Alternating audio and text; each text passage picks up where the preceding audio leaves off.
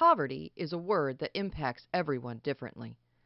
Biases and myths about poor people create real barriers. At Lorain County Community Action Agency, we work every day to combat the bias, correct the myths, and change lives. Whether it is through a collaborative effort to educate the community or through individual efforts to open clients to new possibilities, LCCAA serves and empowers all age groups and reaches the entire county. It all starts by opening minds.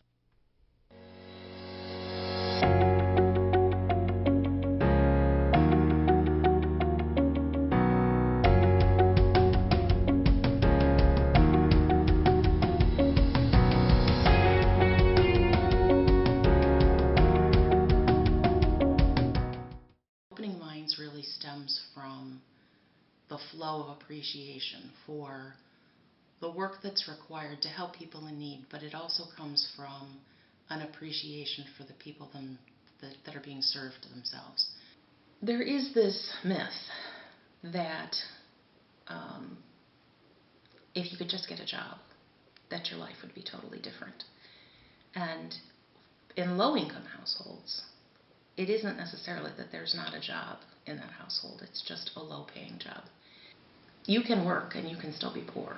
The fallacies of someone in poverty is that they're not intelligent enough to do these things, but they are intelligent because they do find resources to solve their problem much differently than when you don't have funds. You have relationships become very important because someone will help someone, bartering, so to speak. It's not a poverty program that we do through our, and we also offer it through our Speakers Bureau, is to educate the community, government officials, businesses, on what it means to be in poverty, that it's a mindset. Did one session with industry, and we're planning on doing more of those kind of activities to have management within an organization understand what poverty is, that when someone doesn't show up for the day to work, that it's not just because they're lazy, that there's some other reason behind it. A small problem for an individual in poverty can become a 2 to 3 day task to fix. A flat tire that might be something someone in middle class could fix within a call to AAA might be, I got to look for a used tire. I need to get $10 to get a used tire to put on my car and have Uncle Bob put it on my car. Those are the educational points we want to have the community understand, that it's not that people are lazy, it's that how they deal with a problem is much differently because they don't have the resources. Lack of resources often causes people to make quick, emotional decisions. Opening Minds applies to clients as well, and getting ahead teaches them to remember they do have resources and the strength to use them, and they don't have to be trapped by the tyranny of the moment. That crisis moment when you do have that flat tire and you only have money for rent, you don't have anything else, getting ahead kind of gets you to the point where you're like, wait, let's step back, let's take a breath, let's think about this. How can I get this fixed? How can I get this? Wait a minute, do I have a friend that has a repair kit? Do I have to call a mechanic to fix this? Gets you into the fact that you're making solid decisions without making emotional decisions. Gets you out of that moment of fear, of sadness, of total, I would say chaos in your life. It takes you out of that moment and you can see the bigger picture. I think a lot of people just in general get trapped by the same things. Makes me think a little bit more than just going off and doing some random thing. So many different programs here at Community Action.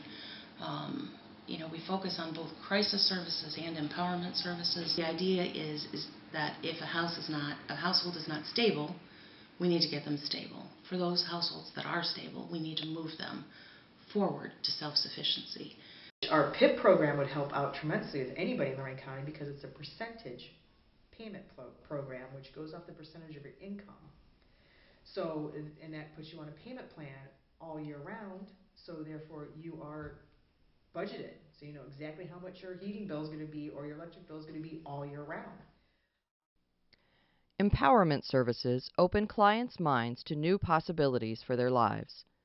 Tech Connect provides new skills that lead to better jobs. Financial literacy classes offer hope for improved budgets and savings.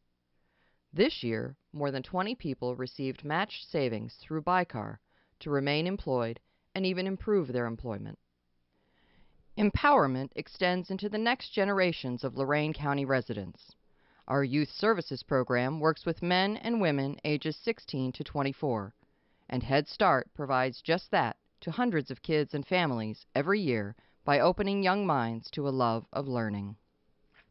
Our teachers are very intentional about how their classroom becomes a learning environment.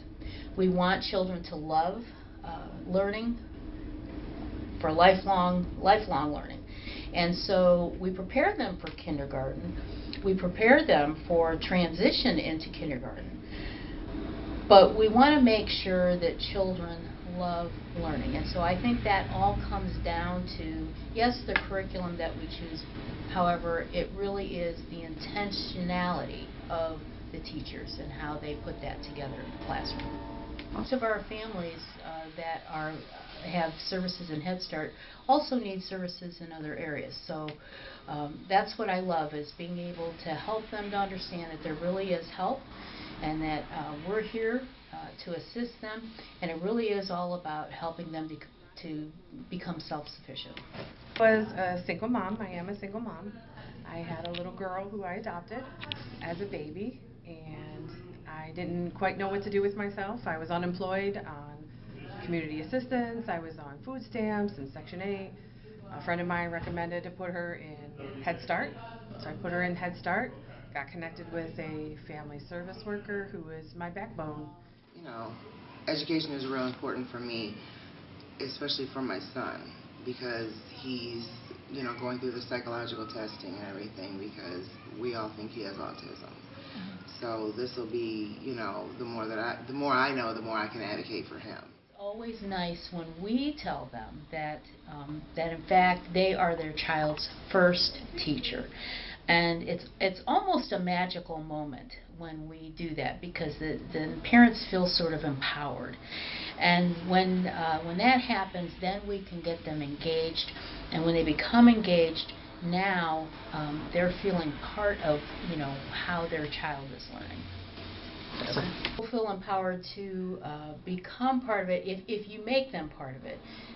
They want to know that they have a voice, and that is why Head Start takes that approach, is to make sure that they are involved in everything. So decisions, you know, committees, areas of places where they can help in the classroom, all of those combined are things that parents can do that help them feel like they are part of the whole process.